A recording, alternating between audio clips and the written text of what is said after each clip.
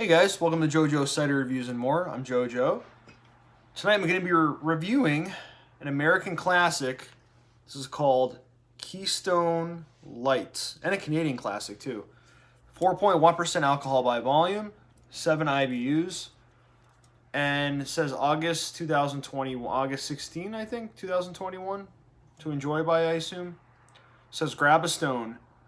Coors Brewing Company, which is part of now Molson Coors. This is out of, I think this is probably out of Golden, Colorado. Yes, it is, Golden, Colorado. And it's a light lager, and it was introduced in 1989. It was first introduced in Chico, California in September 1989. And so, according to my research, Keystone Ice and Keystone Light, or I should say they were more popular than Keystone Premium, which is like their full lager. Keystone Premium recently actually discontinued, I think at the end of 2020 or 2019. So that was interesting. And I learned that from Ronald J. Terrio, Louisiana Beer Reviews. But even when Keystone Premium was around, we could never get it in Massachusetts or New England from what I saw. And we got this in a box of stones, it's called. So that's 15 beers you get, which is a good deal. I remember the price being pretty good, I think. And it's interesting, when people say Keystone, they think of Keystone Light, I feel like. When it's really, you would think people are talking about Keystone Premium, because like, it's not Keystone, is not Keystone Light, technically. Kind of the same when someone says Coors, most people are referring to Coors Light, when in fact it should be kind of referring to Coors Banquet. So kind of interesting. If you notice on the can, it says Stone on it. I think there was some sort of lawsuit recently with Stone Brewing Company, because it kind of looks like Stone here, but it is Key Light, as we call it. And a couple fun facts.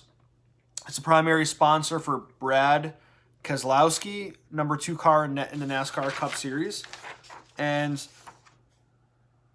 yeah, there's Keystone Ice, which I guess it's pretty common, but around here we can't find it. I can't find it anyways, at least in my part of Massachusetts. I've seen it in other parts of New England. There was a bunch of other Keystone products as well. There was Keystone Dry, Keystone Amber Light, Keystone V9. Never had any of those. Keystone Light Key Lightful, introduced in March 1st, 2020 in 40 U.S. states. The Raspberry Lime, I have seen that. I've never tried it. And there's also Keystone Lime introduced in Stauffer West, whatever that is, during 2013. So that's pretty much it. You can also get this in bottles, which I also have never seen. You can get Keystone Light in bottles, but it's similar to like the natural light around here. You can't find the bottles. Same thing with PBR. Can't find the bottles here. It's all just cans for this and the others that I just mentioned. But they are in bottles apparently. Anyways, let's get right into the review. I also learned from Louisiana Beer Reviews. This was kind of like a budget beer for the Coors company. All right, kind of like you could say Natty Light was for Anheuser-Busch type of thing. It's going for the pour. All right. Yeah, so it looks like your typical. I haven't reviewed a lager in a while, like a light lager, to be honest with you. Look at that straw color, tons of bubbles streaming up to the surface. It looks like a crisp beer. You can see through the glass. Kind of a pale yellow straw color. Very little head, and it's quickly dissipating as well. I wouldn't even say it was a full finger when I first poured it, but now it's almost totally evaporating. But you can see totally through the glass. Let's go in for the aroma. Feels like sweet grain. Yeah, it's malty. Malty in that it's a little sweet and also grainy.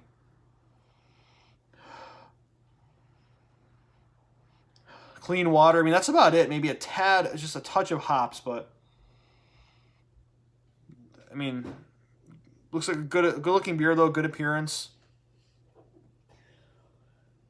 A little bit of straw flavor in there, or aroma in there as well. Just going for the taste, guys. Without further ado, salute. Very light mouthfeel. Goes down super, super crisp and clean. Little sweetness. Some white bread as well in the flavor.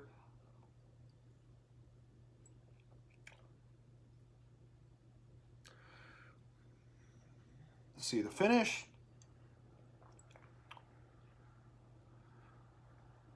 Say semi-dry, mostly dry finish though. Not really getting any hops at all. I kind of said a tad bit. You can kind of smell a little bit in the aroma, just a tad, but not really in the flavor at all. You know, sessionable, and this is his definition of sessionable, 4.1%.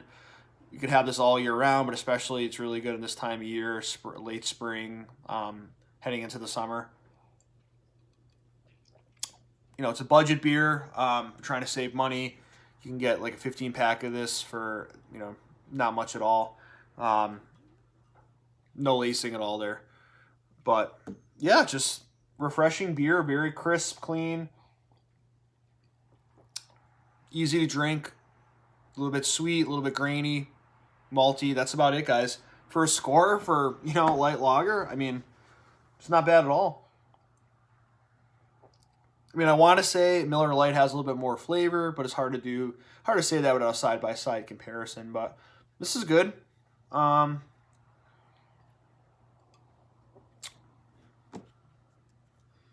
It's a good light lager for the style. I'm not saying 84. You know, nothing to write home about, but it gets the job done.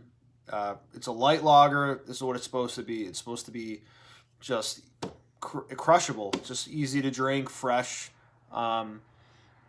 Just refreshing, clean, and easy to drink. This is what it is. So, Keystone Light, guys. Hope to try the ice soon for you guys to review that as well. I appreciate you guys watching. Until next time, salute.